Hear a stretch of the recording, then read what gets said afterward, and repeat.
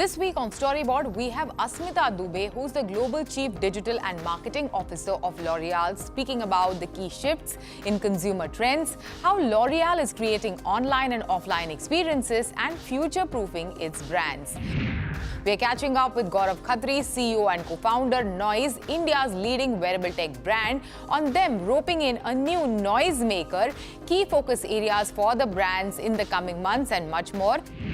And we have Helen McRae, CEO Mindshare Asia Pacific, along with Amin Lakhani, CEO Mindshare South Asia, on the India market and the growth plans for the agency in the coming months.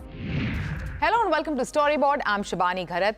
The past few years have been a seesaw for the beauty industry, with the pandemic and the lockdowns bringing the sales down and the recovery bringing in cheer for companies. Asmita Dubey is the Global Chief Digital and Marketing Officer of the world's largest beauty company, L'Oreal. In an exclusive interview with Storyboard 18's Dilshad Irani, she shares the key shifts in consumer trends, how L'Oreal is creating online and offline experiences and future-proofing its brands. Let's hear this chat. Hello and welcome to Storyboard 18, Asmita. It's lovely to have you on the show. Hello, Dilshad. Very, very happy and excited to be here. And we have lots to talk about. It's been an interesting few years for the beauty industry across the world. How are you seeing the Indian beauty industry? The Indian beauty industry is first, the potential is so huge. You know, there are so many women and men here that the penetration in categories are growing everywhere. We have beautiful brands, L'Oreal Paris, Maybelline, Garnier, Lancome, Kiehl's, Kerastase, even on the hair care and hair color side. So we feel that very, very optimistic about the Indian beauty market overall. And we have performed very well this year. We have again outperformed the market. What are you focused on, and what are some of the key trends for 2023? I think we think a lot that today, the way the world is, we have to move at the speed of culture. You know, and when we say that we have to move at the speed of culture, because so much is changing around us. You spoke about the pandemic. So post-pandemic, there is a social and relationship reset. A lot of people are thinking that we need to move from casual to close relationship, quantity to quality in terms of relationship, and that impacts the way they are interacting. That impacts the ecosystem in which we are playing. So I'm coming a bit to the digital side of it. There are almost 5 billion people that are online. Yeah, and India has more than 800 million people who are online. So the social ecosystems are changing now because of the social reset that has happened. Then there is the Gen Z. And Gen Z, and from their point of view, what matters most to them. So what matters to them is authenticity, proximity. They are hanging out more in the metaverse on the other side. Gaming is growing a lot. There is the social concern in terms of sustainability, radical inclusivity. So all these are consumer trends. And at the same time, there is a need for a personalized, relevant, individual, unique beauty in each one of us. And what we do today in beauty tech and with the data and AI allows us to offer that to our consumers. It's something very interesting you mentioned, the radical inclusivity. Can you elaborate a bit on that? And how is L'Oreal and its brands responding to trends such as that? We believe that the future of beauty is diverse and inclusive. It is sustainable and safe. It is committed and generous. And therefore, we believe that the future of beauty, it will be fueled by innovation. It will be nurtured by green science. It will be powered by tech. And what we are doing is shaping that future with science, technology, and creativity. So all of that is helping us to bring that personalized, unique beauty for everybody. And I can pivot here to the point of pioneering beauty tech. Because when the way we are pioneering beauty tech is that we are moving from product to services. We are offering a lot of services to our consumers today. Services like virtual try-ons, which are based on augmented reality, services like fragrance finders, services that are both offline and online. Very exciting. And India, given the digital boom that we are seeing, what is your reading of the India market in that sense, in terms of live commerce, social commerce? What is L'Oreal doing on that front? Are you excited about the prospects here? There can be different business models on social commerce. The first one can be on the platform itself. So if you look at a market like China, or Indonesia, the TikTok and the commerce there tends to be very, very interesting, and that is a platform commerce. Or there's affiliate commerce with our partners, where it need not be an external platform, but we could be bringing them together. So the expert salon care in India for our professional products division, it happened during the pandemic actually. Because during the pandemic, the salons were closed. We had the whole ecosystem of hairstylists, salons, consumers who wanted to connect with each other, who wanted products. And at that point, L'Oreal was the facilitator. What we did was we said, we will provide you a platform in which you can come together, share the products, have the conversation, find something, get it. And that is a business model that is really growing for us. And I think India, what it is doing very well is also because WhatsApp is just for everybody in India. Absolutely. So what you call conversational commerce is really growing, and we are working with a lot of our partners to look at what conversational commerce means. How do we empower our BAs to have the conversations, create the relationship, and then be able to sell a product or give an information or offer a service there. And the last point there is that things like live streaming or live shopping are just tools to be able to do that well. And we have learned a lot during the pandemic. Today, if you look at L'Oreal worldwide, we do, I don't know if you can guess, we do more than 10,000 live streams in a year. Wow. With some across the world, across platforms, but it is live streams that are done with us. We're seeing a lot of tech turmoil. I mean, it's the layoffs, for instance, and then everything that's happened in the aftermath, for instance, with the Twitter takeover and Elon Musk coming in. And there's immense turmoil there. And of course, you saw a lot of large advertisers quitting the platform. And on the other hand, then you have metaverse, and that has hit a few snags too. But L'Oreal seems very sort of bullish on these new technologies. Tell me, first of all, what was your stand on Twitter? And then let's get into the metaverse. Where do you see it going? Was it just the shiny new toy, or is there a long-term strategy in place? I think we have to start with the fact that it is a very charged digital space. And it is a very charged digital space. One can speak about positive and negative charges, but it is a charged digital space. More than 15% of the economy today is based on digital economy. And it is growing 2.5 times for the last decade, versus the general GDP growth.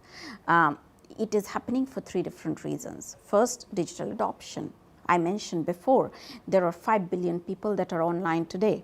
And over the coming years, it will become 7.5 billion, which means 90% of the world will be online. So that direction of change and that positive charge will continue. The second thing is digital infrastructure. Digital infrastructure is the backbone of digital economy, and digital infrastructure continues to grow. 5G connectivity is becoming a reality, especially in India. I think 5G has one of the lowest 5G costs are going to be there in India. So there will be more immersive technologies that will become very mainstream, and consumer will start experiencing it because of that. Accessibility, yeah. Absolutely. And then the third reason, and the reason I say that it is a charged digital space, is because there is innovation. And in that innovation, we can talk about the metaverse, but startups are fostering innovation, and they continue to question the way we do business otherwise, whether it is the future of work or health and wellness or energy transition. All that is digitalizing. So that direction of change is just inevitable. It is going to happen. Yes, there are new digital realities, and those new digital realities are from, on one hand, we are moving from Web 1.0 to Web 2.0 to Web 3. Yeah, and it is a reality which is taking shape today. And in that sense, what we are saying is that we have our feet firmly grounded in the Web 2 deployment. Because if we look at the Web 2, what you people were calling the Web 2.0, it is about digital transformation, it is about image recognition, video, live streaming, SaaS, cloud, data, automation, all that is very much here. Thank you so much for your time, Asmita. It was lovely chatting with you. Thank you so much, Delshad. Likewise, it was very nice to talk to you. It is time for a short break. On the other side, we are speaking with Gaurav Khatri, CEO and co-founder Noise, India's leading wearable tech brand, on them roping in a new noise maker and the key focus areas for the brand in the coming months. Welcome back. Homegrown wearable brand Noise is all set to put India on the global map for the connected lifestyle devices in the coming months, shared Gaurav Khatri, CEO and co-founder Noise. I spoke to him this week and he shared brand's journey so far and how Noise became one of the fastest growing wearable brands in India. Along with this, he spoke about them roping in a new noise maker as their brand ambassador for their smart watches, Virat Kohli. Let's hear this chat. Gaurav, welcome to CNBC TV18. Thank you so much, Shibani. Thanks a lot. So you are now roping in a new noisemaker, Virat Kohli. Tell us more about it and what will he bring to the table? Noise, I'm sure you're aware about that we are primarily into the wearable category. We are the leaders there from nine quarter almost now. And the category also is more of a lifestyle and fitness, right? And there's no celebrity better than him who is, a combination of a lifestyle along with the fitness regime that we have always seen. You need someone's credibility at some point of time when you think about going global also. So I think that is also one of the aims that we are trying to see if that can also be resolved with him. And we are very confident it will get resolved. Along with that, the kind of audience that we target to, they are very, very relatable with Virat. Along with that, when you tie up with a sports person, right, and that to a stature like Virat, you would see there is no issue when you use him as a celebrity or use him in a promotion that everybody knows him. You don't need to introduce him to anybody, right? So that is you can use him across the country is also one of the motive that we thought. Okay. Also, if you can throw in some light or share in details on how Noise became one of the fastest growing wearable brands in the country. I still remember the time when people used to not believe in the wearable technology, and I think me and Amit, when we used to go and pitch it to our clients, it was a very difficult pitch initially. But with time, the kind of product that we made and the kind of technology we could bring in, the kind of R&D and tech that we made in-house, honestly helped us to, be agile and very, very nimble to bring the latest innovation in no time. I think that has been one of the reasons that we could do it. Okay. And also, if you can throw in some light on the kind of marketing strategy that you have adopted so far and how has it really worked to make or create noise for the brand? We have been very, very conscious in terms of spending monies when doing the marketing. We have always done marketing, which has been always ROI driven. So most of the spends that we have done are on the performance-based marketing. We have kept digital as a medium, which has been prime focus for us. And I think we have used the best mediums that are possible in digital, both Google and Meta. We have also taken a lot of help from the e-commerce partners that we are working with. In a recent time, we have seen a success in offline market as well. And I think last month, we did our first OH campaign, which was by the name of Shor Abhi Baki Hai, which was featuring Rishabh Pant, and the entire campaign led for 6 or 7 odd metro cities that we participated in. And I think the kind of results we got in the Diwali sale was phenomenal. One can attribute Noise's success towards, probably your diverse range and also affordable products that you guys make. Any plans of getting into the premium segment? We are very much focused on the premiumization. Like I was telling before also, currently we believe that we are the only domestic brand that is having R&D and tech in-house. right now Noise app, which is there, which basically take care of your health and the connection part of the watch, is the highest rated app in the health and fitness on both the categories, whether it is Android or whether it is iOS. We have been most of the time #1 ranked app there as well. And I think, these app, along with the tech and innovation that we have built in-house, the R&D team that we have built in-house is helping us to premiumize on a lot of area, also allowing us to create the product which would be much more futuristic, much more advanced that we would see in coming time.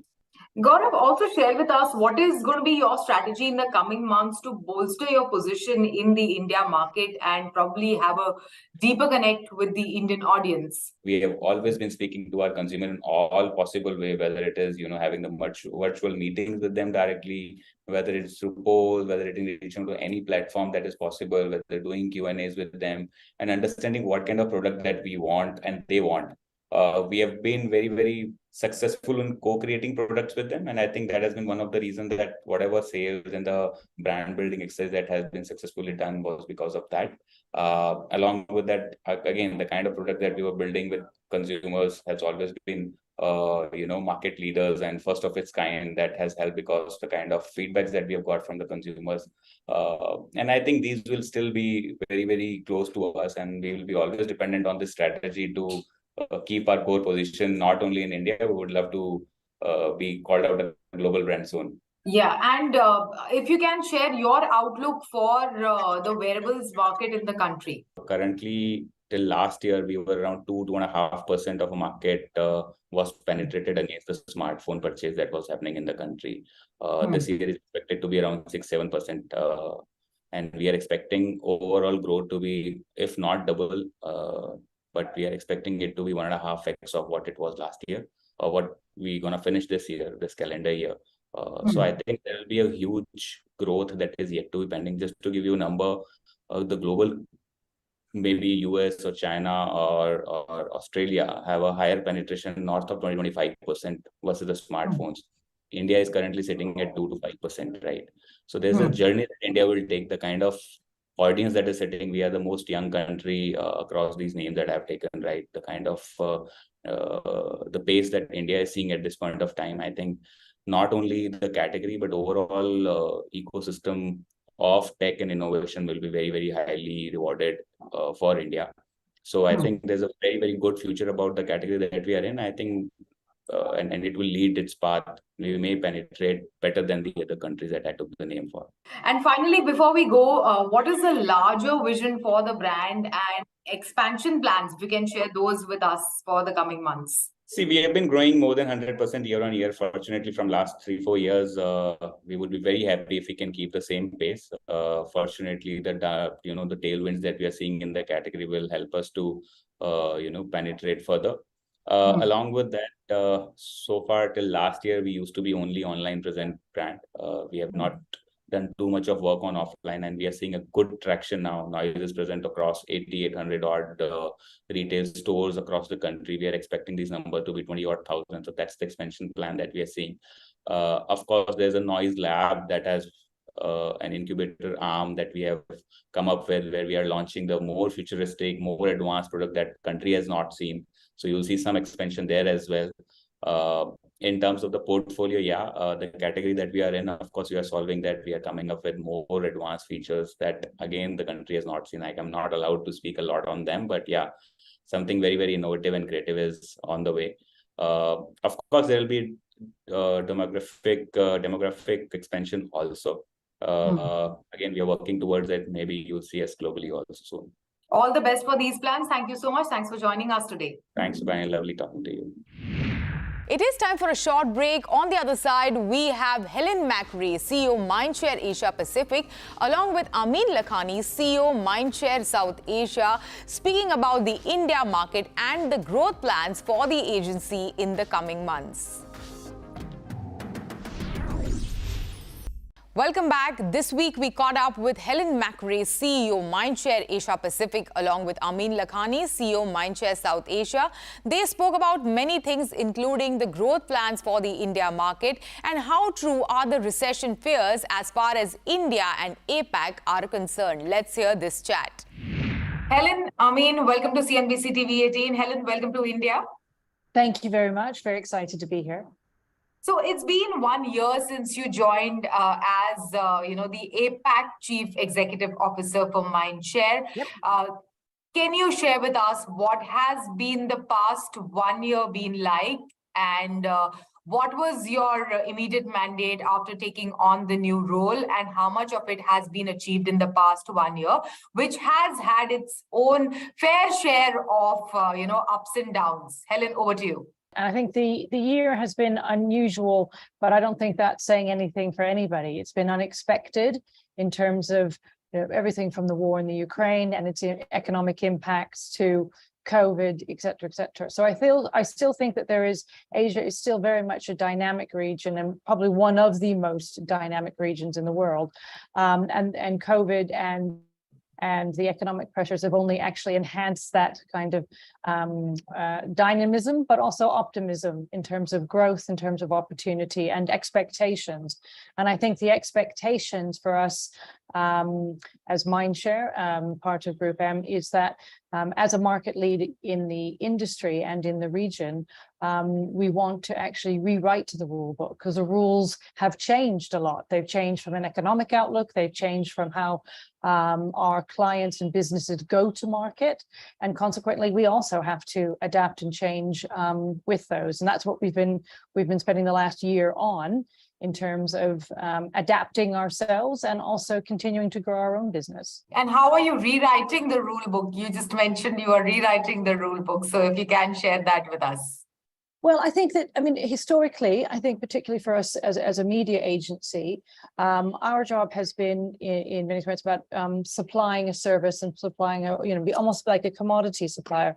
And I think actually looking forward, what we want to do to rewrite the rule book really is to make our role more about driving growth. Asia is all about growth. It's where all of our clients are going to expect growth from.